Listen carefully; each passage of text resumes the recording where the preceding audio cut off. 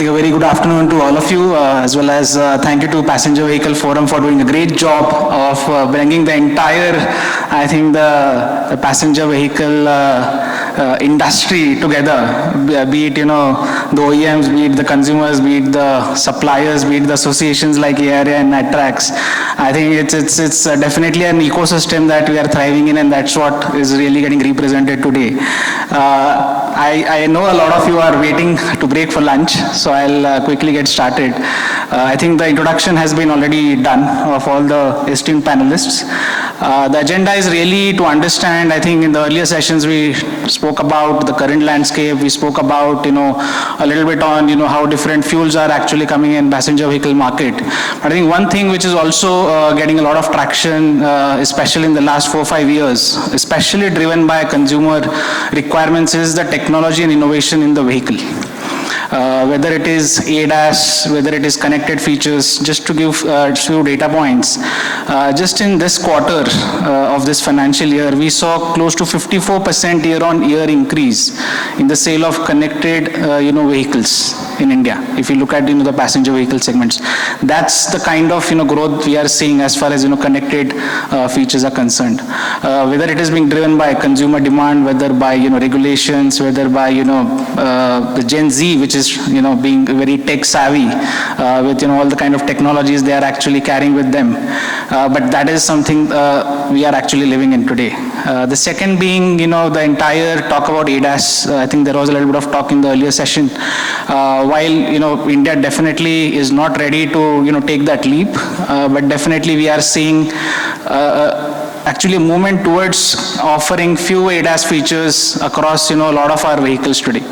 If you look at the overall penetration, it will be still less than 5% as it stands today.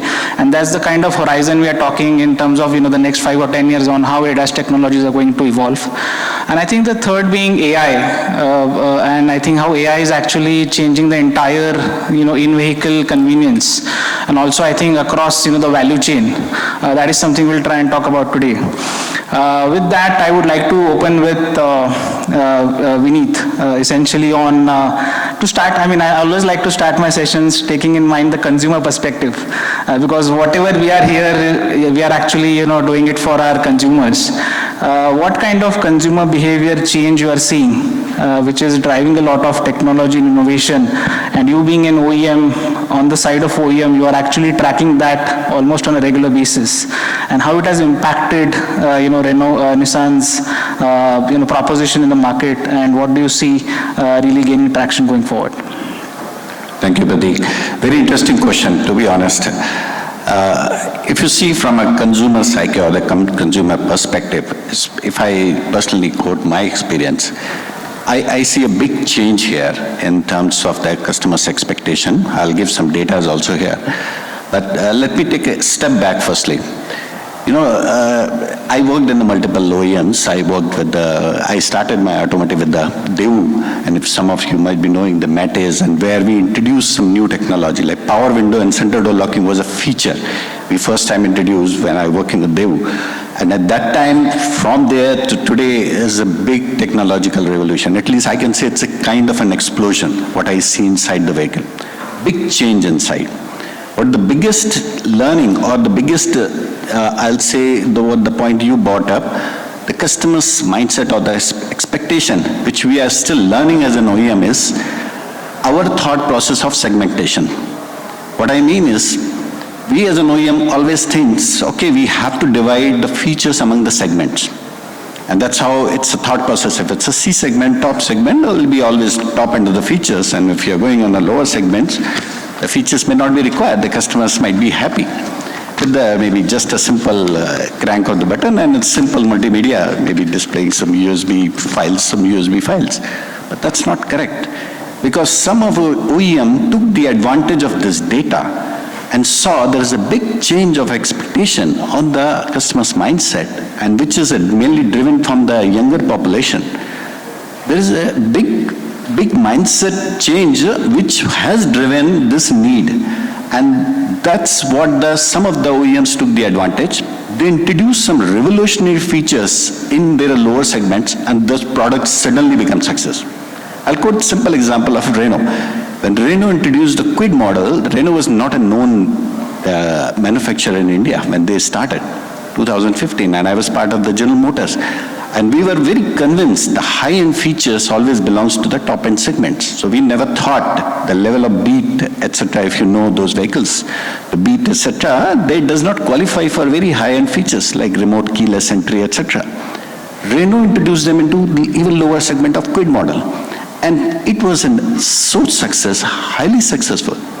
So the point is here, the expectation is from the customers, the consumer is changing so fast because of the technological revolution, because of the levers, which is what you rightly mentioned, your connectivity, ADAS. There are so many things which are actually opening the avenues, and then I see the opportunities are immense. In fact, it's an infinite opportunity. And I'm sure my colleagues in the ARI and Netrix will agree, what we have seen the big change in the entire OEMs, the portfolios, the product portfolio, where we have to revisit our thought process on the consumer mindset. Our entire, when we used to do the road shows or when we used to do the market research to collect the data, we never envisaged the kind of the expectation. One more data, I'll just quote it. You see, I come from North India, of course, and I seen the kind of accessories engagements. I still remember the days when we used to see the Maruti car, Maruti simple, Maruti, you know, before even Alto, the Maruti 800, fitted with almost 1 lakh rupees accessory. The 2.0 lakh car fitted with the 1 lakh rupees accessory. And that's the kind of the expectation. There are people who are ready to pay for that. And that was only in North India, but of course not in South India at all. So that's, you have to understand the customer. That's why I try to say it's a very, very complex. And with this younger population, which is even looking for a shared mobility, it's no more a concept of the car ownership. There is a recent data, like 67% of the people, our younger population, they're not even ready to own the vehicle. They're more happy with the Ola, Uber, and then those kind of concepts. So this entire portfolio, the way, the innovation, etc., they have to now understand the customer's expectation. I think this is very big change which is coming here. Great, thank you, Vineet, for that, I think, remark, and how I think you are also evolving yourself to keep up with what customers want or actually deliver more than what they would actually expect. And that's the real democratization of, convenience and, I think, safety that we are trying to deliver to the customers. I would like to hear from Ujjwala ma'am. You've been with ARI for quite some time, and you've seen how actually the Indian auto ecosystem has really evolved over a period of time. How you have seen the change in the last 5 years as compared to the change that happened in the earlier, maybe a decade or so, and what is really changing fast? And because you are the one who are maybe the one who are actually pioneering certain innovation, and also actually helping OEMs, deliver that innovation on the ground. So I would like to hear your perspective on what have you really seen changing. Thanks, Pratik, for this interesting question. As he said, I think it's on a fast race. It's a disruption which is happening. And disruptions in multiple ways, disruptions in technologies, disruptions in business models, disruptions in value chain, which is happening. Look at digitization is one of the disruption. I always strongly believe. See, I'm an electronics engineer. When I started my career as an electronics engineer in ARI, the vehicles were having hardly any electronics, and that was not very different since probably last 10-15 years. But now if you look into it, we are now discussing about software-defined vehicles and electronics driving, everything. Multiple ECUs at this moment onto the vehicle, number of ECUs increasing, to furthermore going into the single computing machine, controlling to multiple vehicles. So that's kind of a change and disruption which is happening. But beyond that, what I feel is it's not like that. It's an ecosystem change. We have the OEs here, but we have a lot of startups the startup ecosystems in terms of B2B innovations, startup ecosystem to solve the challenges. So what I believe is the technology is global, the solutions have to be local, and that everyone is trying to work around it. What consumer requires, we have the final goal that we are looking at. You talk about infinite opportunities. I strongly believe in that. ARA has put up a thing where we are saying it is a world of zeros and infinities. Zero carbon, zero accidental deaths, zero threat architectures, which is driving. We don't know what are the solutions which are going to arrive at achieving the zeros. And to do that, we require infinite innovations, infinite youth engagements, infinite manufacturing abilities to scale it up and to bring the value ecosystem in the entire platform by itself, which I believe globally people say it is connected, automated, shared, electrified mobility as the mobility case. What for India today is this connected, affordable, accessible, safer and environment friendly and driving energy independence for India. And ARA's role by itself is to empower this, enable this, and to with all stakeholders. Stakeholders for me are OEs, tier 1s, government, startups who are coming to solve the challenge, and the common people, of course. We are talking about, you talked about ADAS. I heard somebody talking about that people are not happy about the ADAS features which are introduced into the vehicle and people are switching it off. But if you look into, if you have the ADAS system which are solving our current challenges, the same technology used to address our challenges, suit to our environment, if we calibrate and tune to run on our city roads, will it not be useful? The end agenda is to drive safety, advanced driver assist. Driver is someone who's an excellent driver. But if you see the data of deaths that we are happening is 1.5 lakh deaths 2 years back, pre-COVID days. COVID days, of course, it went down. In COVID, we said 1.5 lakhs deaths due to COVID. We come back, emerge back, and economy is increasing like anything. Last year, we have increased deaths on the road with 1.68 lakh deaths on the road, while our ministry has been saying all the time that we want to reduce the deaths by 50%.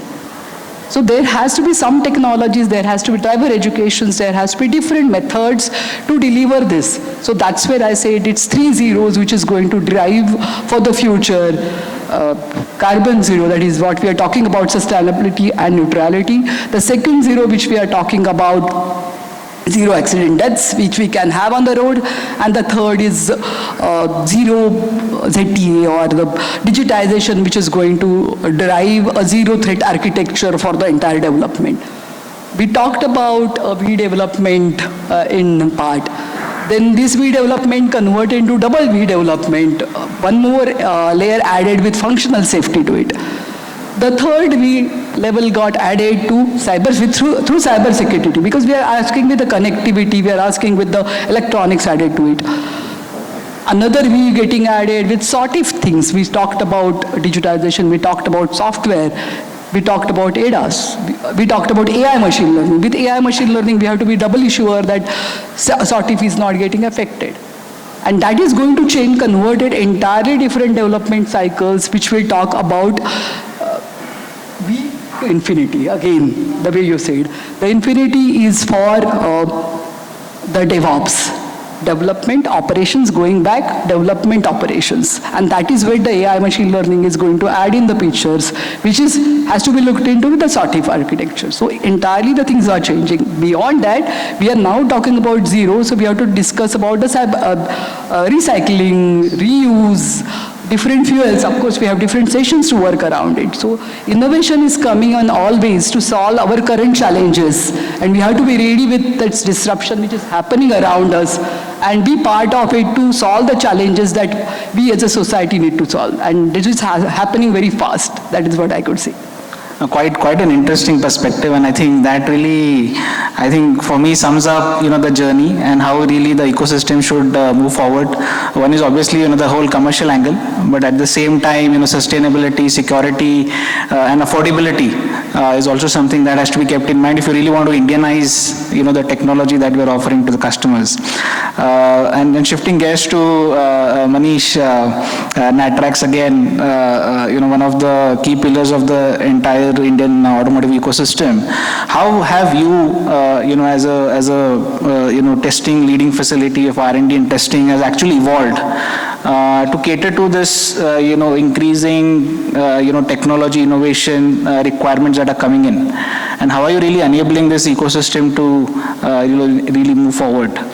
Yeah, so thanks, Pratik. I will like to just give a context. Since you have talked about Natrax, it was largely designed to be the largest proving ground, development proving ground in the country, and that is what it was conceptualized as. And at that point, when it was conceptualized, ADAS and electric vehicle and mega technology trends were obviously not there. And now, as we are moved in our journey towards the new digital age, we have also done certain steps. I will set a context from the previous conversation where electric vehicle was getting discussed, and one comment which came, and most of us agree with that EV is not going to be the only unipolar world. There is going to be option for multiple, let's say, fuel option, starting from fossil to hybrid to EV, even in future hydrogen. In the same context, we need to see how the safety paradigm has shifted. When we initially started in the automotive journey, passive safety was one thing which was largely getting discussed, that our vehicles are not that safe. So in last 10 years, a lot of consumer technology development has happened in passive safety, and we also have got pretty much good regulation in place to address that part. Now, with the advancement in technology, the next phase was active safety. In India, we always are, a decade or two behind when it comes to actual penetration of technology from a performance perspective. So in that context, we have started initially with the active safety feature testing in our premises, and that is now becoming a sort of a standard offering in most of the vehicles, whether it is anti-lock braking system or electronic stability programs of this world. But now when we are talking about ADAS, it is obviously a step further. We are not really thinking too far ahead like autonomous level 5, because I know nobody in the country can really predict that at what stage it will become operational in India. As Ujjwala ma'am just said, it is going to be, let's say, a lot of development will be needed to reach there. So we have started a driver assistance function, which we can largely classify in level 0, level 1 type of thing, and our regulations are also getting drafted around those levels. So we have got ourselves equipped for level 0, level 1 type of testing. But still that is going to be a significant challenge, because when it comes to performance, it is not going to be easy as compared to digital stuff. So we are living in a digital world, so from a consumer perception, it is pretty natural to adapt to digital world. So you have a lot of infotainment systems, you have telematics and all that, which either provides a comfort function or communication function, and that penetration has already started. So we don't see much of a challenge. But when it comes to performance, which eventually impacts the safety, because that is the most important part of a puzzle which we need to solve as a country, and that is where I think a lot of effort, cohesive effort will be needed from all the industry players, test agency, government side, infrastructure. As I said, it is not going to be unipolar world in terms of fuel. In the same way, it cannot be a single solution that ADAS is going to solve all the problem. There has to be a combination of passive safety. There has to be combination of road safety, which we are doing currently at Natrax in terms of testing crash barriers, which eventually arrest the type of safety problems which we have on Indian roads in terms terms of infrastructure, and now we have started in ADAS. Similarly, when we talk about connected vehicle, it also has to be looked from a ADAS enabler, from a safety perspective, not just from an infotainment and communication perspective, because lot of ADAS features which are in a lot of sensors which are going to be there, which is going to address the line of sight, will not be in a position to solve or give you intelligence for accident avoidance, collision avoidance. So it means V2X has to come at some point in time as a mainstream. So looking at the overall context, I think this all mix of technology has to come together for Indian roads to become safer, for Indian vehicles to become safer, and a lot of development work needs to happen so that these does not just become plain features, they are actually playing a value addition when it comes to improving the overall safety of the vehicle. So I hope I have sort of touched upon your question. No, I think a really interesting perspective that you actually brought in was it's not only about embedding innovation in the vehicle, but the infrastructure also needs to support that. I mean, that's where I think a lot of work is really required if you look at the Indian road conditions. Can I add You want to one add? point? Yeah, please. I just want, I agree with Manish on this. I just thought that I agree with this, your point also, where the infrastructure needs to be changed. But we have a huge infrastructure as a India as a whole. So we have to also look into the perspective, what will work in the Indian context, as I said. So just to add on that, what ERA is trying to do is two levels. We are collecting data in India, across India, for why ADAS is not, see, we have different traffic. If you use AI machine learning algorithms for ADAS, we can easily categorize passenger car vehicles because they are globally available. But addressing two-wheelers, three-wheelers, the animals which come on the road, the traffic which is happening different way. So ARA is collecting a data to create India-specific database which can be used for AI machine learning across India, camera-based. It is not only camera, it's camera, radar plus LiDAR together database, so which can be synchronized. It is a universal synchronized data which can be utilized for machine learning and doing things. One. Second, as he said, as in India, we are very happy to have that tracks-like facility centrally available as a bigger tracks to us.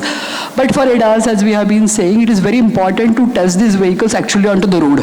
But we cannot afford to test the vehicles onto the road looking at the safety of the roads as well as users and the perspective. Can I have a film city kind of a thing which represents a typical Indian city, where the traffic can be controlled by me and then I can taste all the things which can be done? This is what the thought process that ARA looked into. We did some trials during COVID days here in Chandani Chowk area when it was getting constructed, when there was very limited traffic. And that really helped and worked to find out how it really works. A cow coming onto the road across this, a cow sitting on the road, a dog coming in, a reverse traffic coming for AEB, how it is going to handle. So for this, we are creating a city environment or a ADAS city, which was lagging in India, in Pune and around, which could be more useful and complementary to what we have as a centrally track facility which is available. It will augment the real world condition testing to address the safety challenges. It will be also equipped with 5G and 4G connectivity so that we can have the V2X testing and validation. And as we said earlier, it's not only V2V, it is going to be V2X. Absolutely. I think that if we are able to come up with an ADAS city, that will be really path-breaking, and I'm sure I saw Vineet really being very hopeful of having that as early as possible. And I think here I would like to shift focus to Dhanasekar. We talked about, I think, the limitations that today we have in India from an infra perspective, and that's where you were really coming, because you are actually helping to do a lot of these simulation testing virtually. Using digital data. And what is it that you are seeing, coming in from OEMs to you? How are you actually enabling their entire R&D cycle to really ensure that R&D is India focused and really ready to deliver on the Indian road conditions as such? Yeah, thank you, Pratik. Yeah, like ma'am and everyone said, right? So we need to have, we have a lot of test data, right? So processing the test data is also a big issues, right? So I'm also an engineer, so earlier I was working in a global auto companies where we have a lot of test data, so how to process it and taking the next step. So it was a really tedious task. That's when like now AI and ML helping us. So with the AI and ML where we can have lots of test data and we can process it. So with that we can optimize it and we can come up with a new design. So that we can again check with the virtual world, like virtual simulations, identifying those parameters, does it make sense in the physically or not. So with that we can speed up our product development time. So with the current competitions, right, so we have a lot of competitions, not only Indian automakers and global players also coming into play. So that way we need to have our design competitive and also we need to have very soon launch the vehicle. So these things, yeah, so virtual tools like really help, and that is how like we are able to reduce the cost, time, and we can get the real product. Also with respect to ADAS, right, so every event, right, so like the previous session also you mentioned that, okay, we have a lot of issues from the services saying that we need to switch off the ADAS, because whatever ADAS we develop, it's not for Indian environment.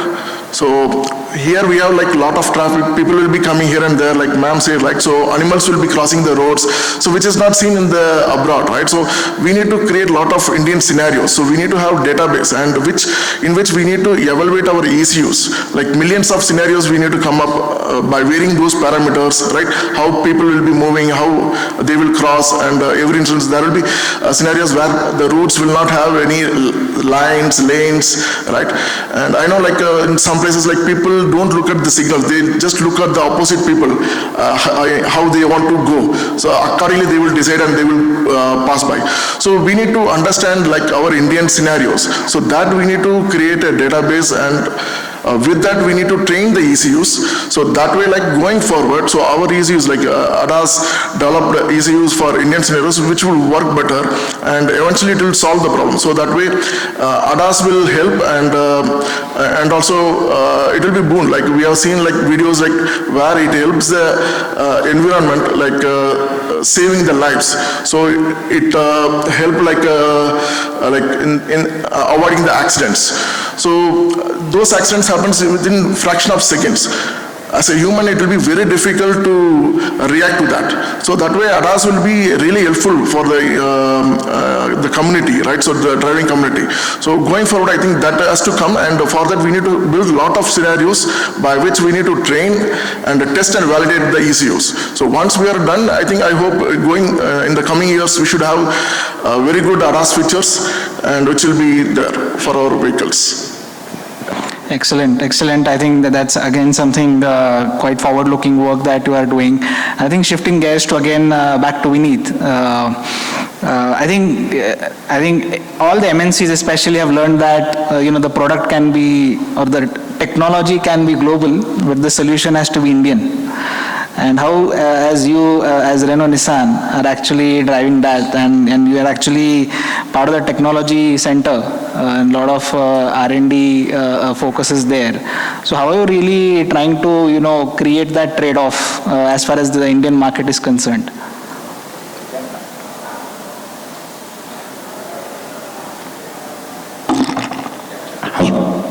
Yeah, I think it relates to the last discussion also.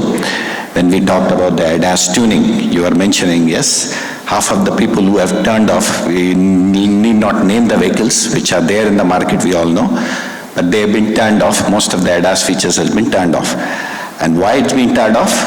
If you just little go back, try to understand the psyche here, it's a calibration.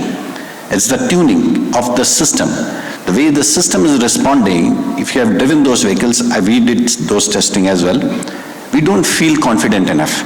We don't feel that, yes, the system is responding to my needs, or I don't feel safe enough driving those vehicles when it's trying to push me towards the lane or trying to guide me something. I think this is where exactly your question is coming. The customization, and which is what is unique here. One of my, again, experience, I'll quote, I'm a passionate driver. I love long distance driving.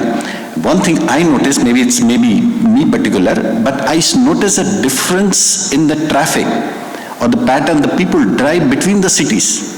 I'm just driving between Chennai to Bangalore, I see the difference in the city's driving behavior, the people's driving behavior. And Bangalore and Chennai, everybody I'm sure will agree.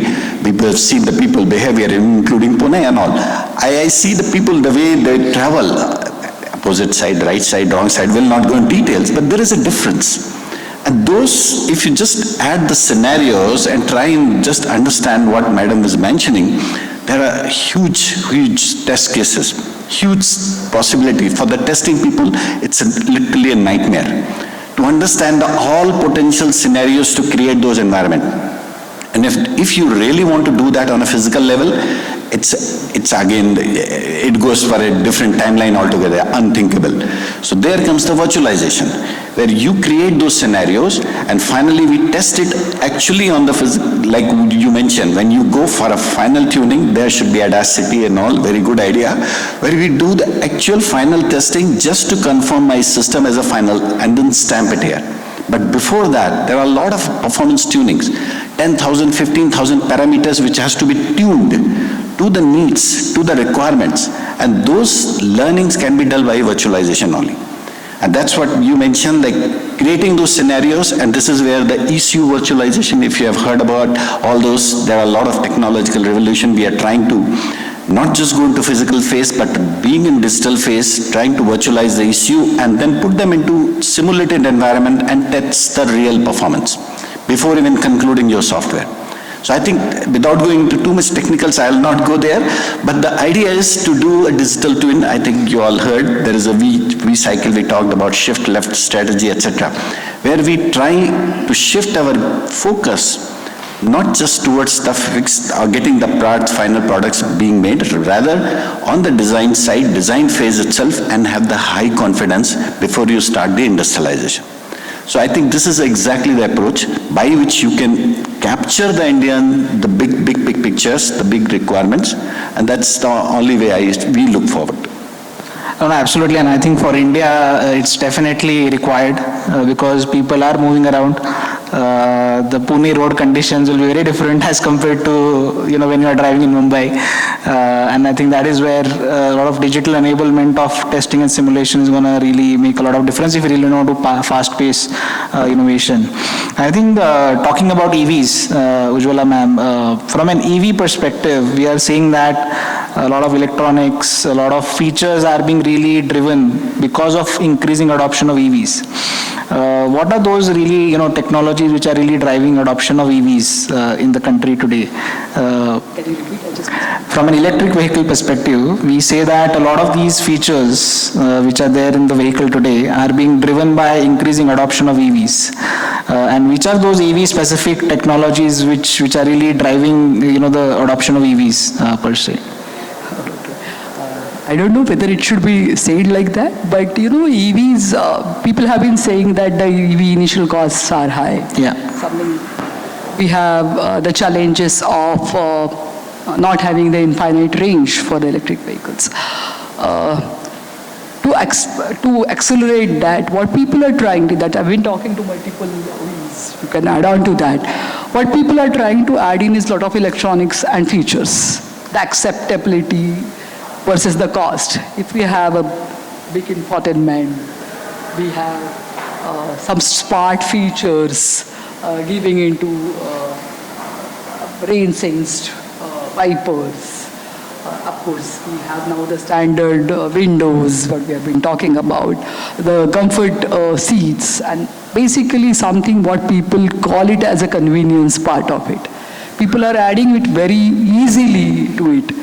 ADAS has been also one of that. See, ADAS is not, so as though Amish has been saying, it is not still mandatory requirement. It is if fitted basis will be coming in 2025 is a proposal in phase.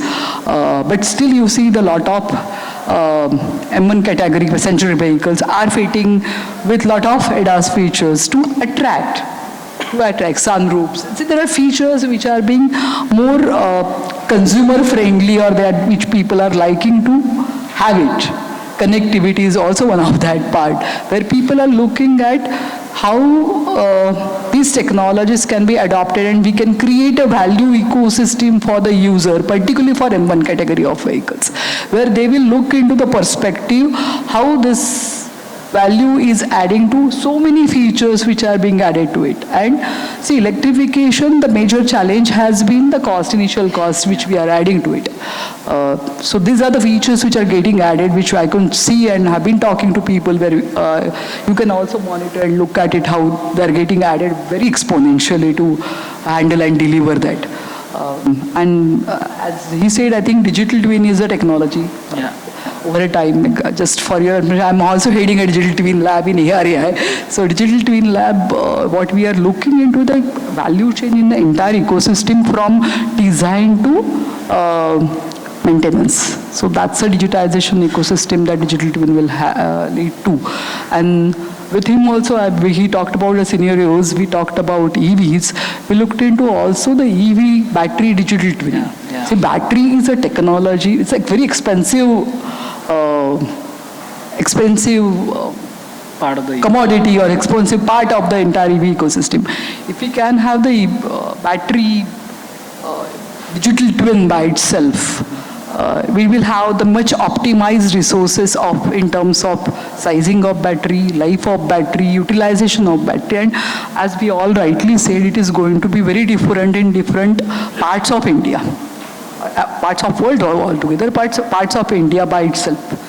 Wherein how it is being utilized, what temperature it is going to utilize, how heavily it will be loaded and it is utilized. In one category, still it is a passenger is much controlled part of it. We go to commercial vehicles, go to two-wheeler, three-wheeler part, how it is going to be utilized is going to be different. So based on the data and the physical characteristics by itself, if we can have a digital twin of it, it will be much usable in a long term for doing the things by itself. Again, this is a technology because of the electrification is going to enhance the battery digital twinning. Battery ICME technology, which I have been always talking with Hexagon in different ways. How the materials are going to change. We talked about sustainability, we talked about energy security. So if we have to have the materials which are of India specific, the development has to be helped with ICME kind of digital twinning technology. ICME is a technology which will enable digital twinning in the materials and manufacturing part of it. So this is a technology with the digitization, with the need of electrification that we are happening, are adding on the technology by the development side by itself. He talked about, of course, the V-cycle and left side development. The scenario-based ADAS development is again, it's a global methodology. People talk about a pyramidal approach where 80%, 90%, 95% development or the validation happens only in the XIL domain. So XIL is all model in loop, software in loop, hardware in loop, driver in loop, which is very important for ADAS, and then vehicle in loop. And then only going to the tracks, and then only going to the actual public roads to get the feedback. So this is a methodology which is globally getting accepted under GRVA also, because whatever you are adding in the smartness and intelligence, the technologies are going to be very more difficult to even validate and certify too. Yeah. Thank you. Absolutely. Thanks, ma'am, for that. And I think one question to Manish, I think on regulations, because a lot of times in India, what we have seen is regulations are perhaps driving a lot of innovation or technology advancement. As far as ADAS is concerned, what do you see, how the regulations will eventually shape up in India over the next 2 to 3 years? What is your perspective on that, and what industry should be ready to really focus on today? Yeah, thanks for asking this. I think from a pure ADAS regulation, we have a lot of drafts getting prepared under AIS, and we haven't got a firm timeline, but let's believe in a 2 years time frame we will have some of the features like ABS, maybe some say pedestrian detection or lane departure warning type of stuff getting induced into the system, and then associated functions like cyber security and let's say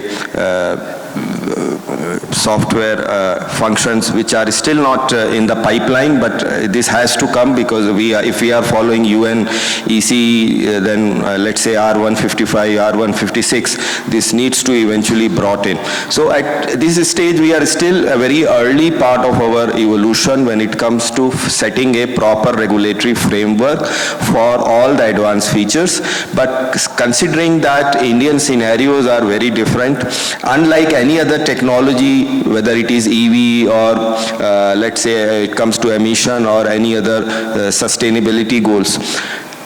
In ADAS case, and even to some extent connectivity, connected vehicle cases, the environment, the culture and infrastructure is going to play a major role when it comes to overall adaptation of this driver-assisted functions and seeing them making a value. Certainly there is a huge scope and a huge challenge as well for Indian companies to solve, because many times we are trying to adapt those features from a developed country perspective in terms of where we have more discipline in terms of lane, in terms of infrastructure. Those type of situations don't exist here. Okay, so it means a lot of adaptation has to happen and the technology development has to happen. The only positive side I would say is in India, if we are talking about software-defined vehicle, almost 1/3 of the development is happening. It means there is a huge pool of technical talent which is already working on it. If we are talking about 100 million lines of code going into an advanced vehicle, 1/3 of it is getting developed in India. So it means that there is enough technical skill and ecosystem which can support this type of adaptation in future. So that is a bright side which we can look at. But overall, regulatory is still at a very early stage, I would say. Even if we are able to induce them in couple of years' time, it will take some time for them to give us the feedback that is it working, what sort of accidents we are seeing. If the option is to switch over still exists, then obviously you will never get the real data. So I mean, there are going to be a lot of challenges, but hopefully with the type of interest which has come in last few years, it is going to be a challenging problem, and there are a lot of work which is already going on. I'm pretty optimistic that we will be able to overcome the challenges and at least reach a stage where we can say no, ADAS 1, ADAS 2 are here to support us. It is not that we are talking about unsolvable problems. So we will reach at least that stage to develop the confidence.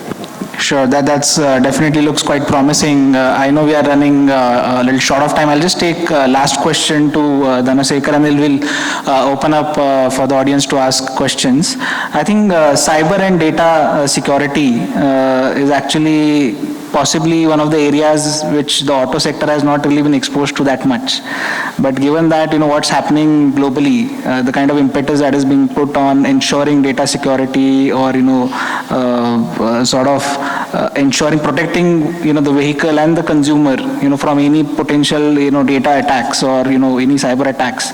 What is it that you feel, the industry should be doing while they are, introducing all these technologies as such in the vehicles?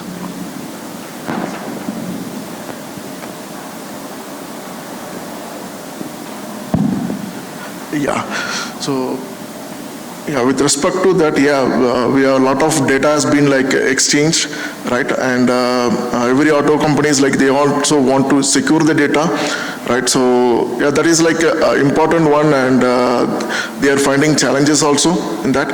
And with respect to ADAS, apart from the scenarios they were talking about, so there are other challenges also, we have control algorithm challenges as well as perception algorithm challenges, where they're once we pursue the scenarios, right? So whether my camera, if I put a camera, so is the camera is able to capture the environment correctly or not?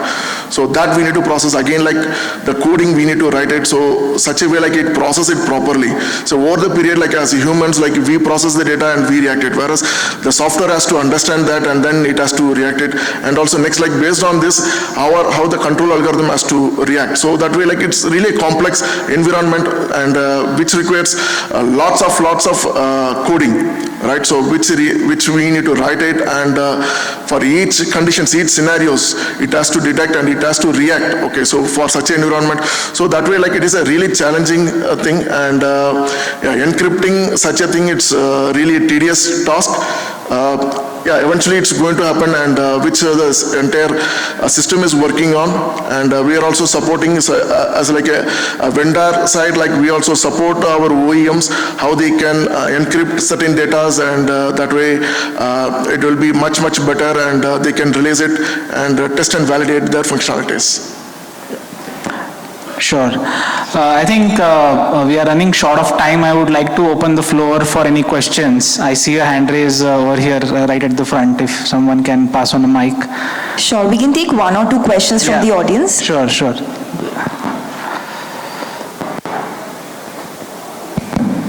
Good afternoon, Achyut Deshmukh here from Stellantis. We spoke a lot about technology and innovation in telematics, or let us say connectivity, but we all know that every vehicle can be driven for 24/7. We use hardly 4 to 5%.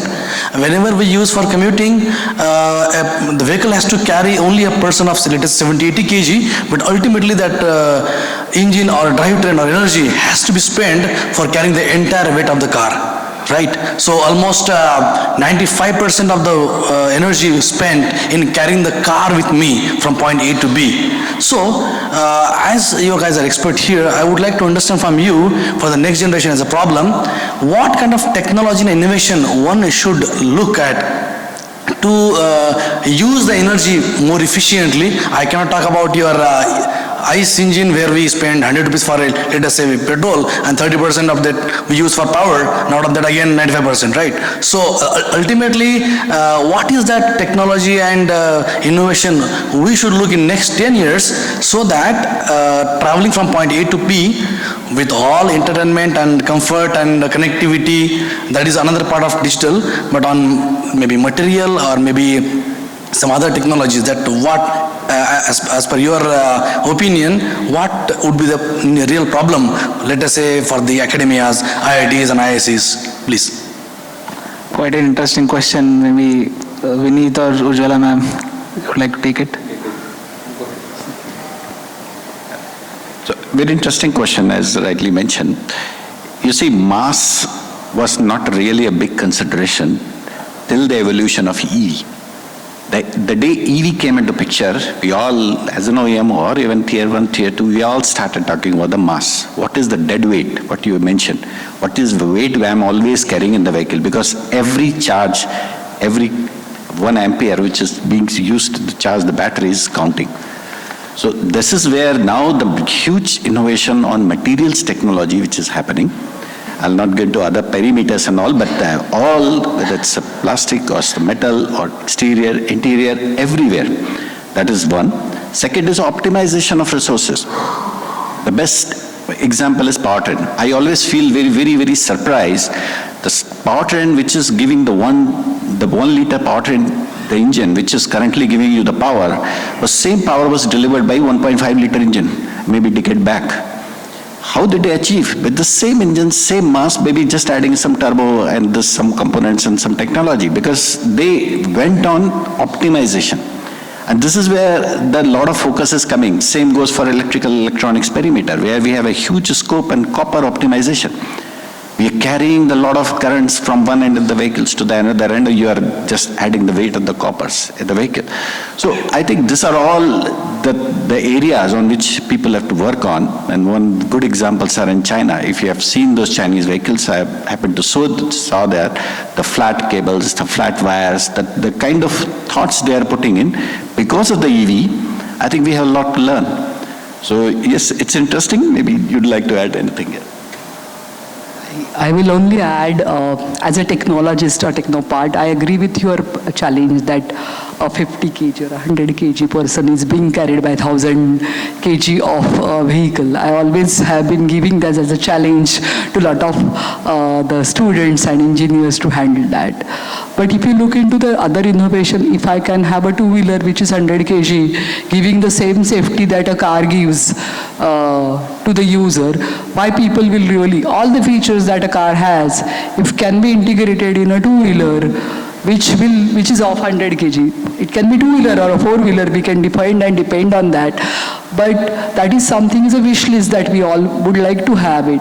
And currently we are talking about out-of-box versus incremental innovations that we have been talking about.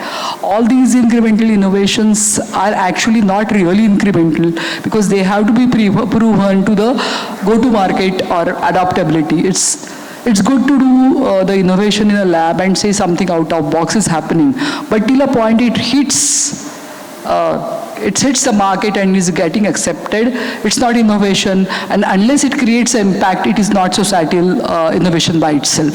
So doing something in lab versus going onto the field, I think people will always be very careful about that entire life cycle. But I also wish we should have something like that.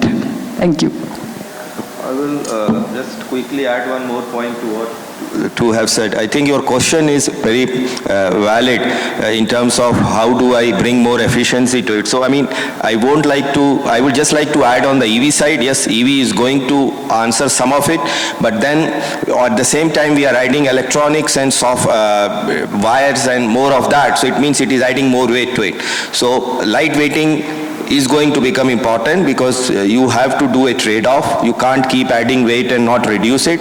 The same way, rolling resistance of tire will become important, and a lot of development has already started in India for EV vehicles for having a lower rolling resistance. So put together all of that, I hopefully will be able to solve that energy problem.